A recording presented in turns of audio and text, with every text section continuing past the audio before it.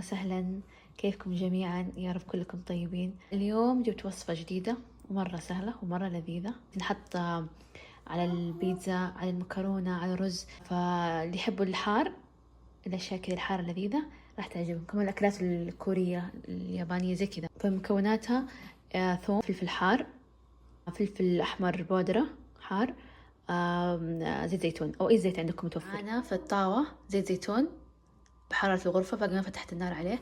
طبعا كل المقادير، الفلفل والثوم والزيت كله حسب المقدار، حسب الكمية اللي تبغوا، يعني ما في مقدار محدد نمشي عليه. طيب نفتح النار على الوسط، على حرارة الوسط. طيب نحط الفلفل عادي والثوم، وبعد الثوم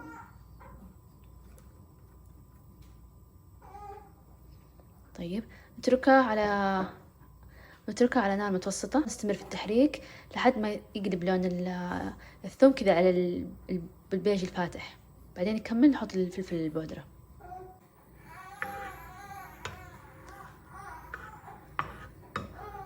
بنفس الطريقة هذه نستمر في التحريك زي ما قلت لحد ما يصير لون الثوم كذا على الأشقر، يعني بني فاتح.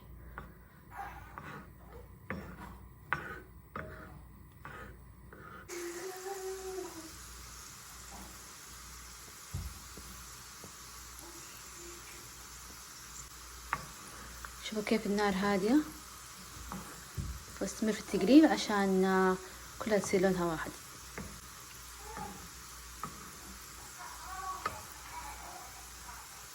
طب زي ما تشوفوا الثوم الحين صار لونه كذا على بني. خلاص أقفل النار، أضيف الفلفل الأحمر مجروش الكمية اللي تحبوا. أنا ما كثرت، خليتها وسط يعني تصير حرارة وسط. طيب من عندي هذه إضافة من عندي يعني خارج الوصفة. بحط سمسم، يصير لما مع الزيت يطلع طعم يعني جديد. إضافة هذه إضافة اختيارية. خلاص نبدأ كذا. شوفوا كيف صار الثوم مقرمش.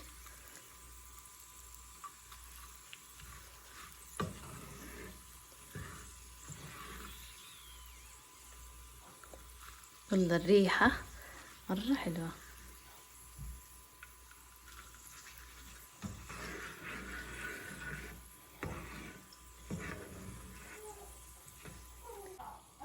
خلاص الحين بشيلها مع النار واتركها لحد ما تبرد.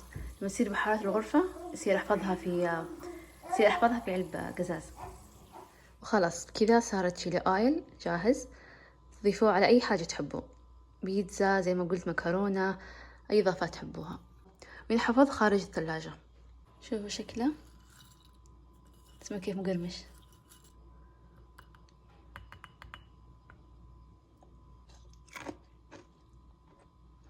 لذيذ مرة مرة مرة.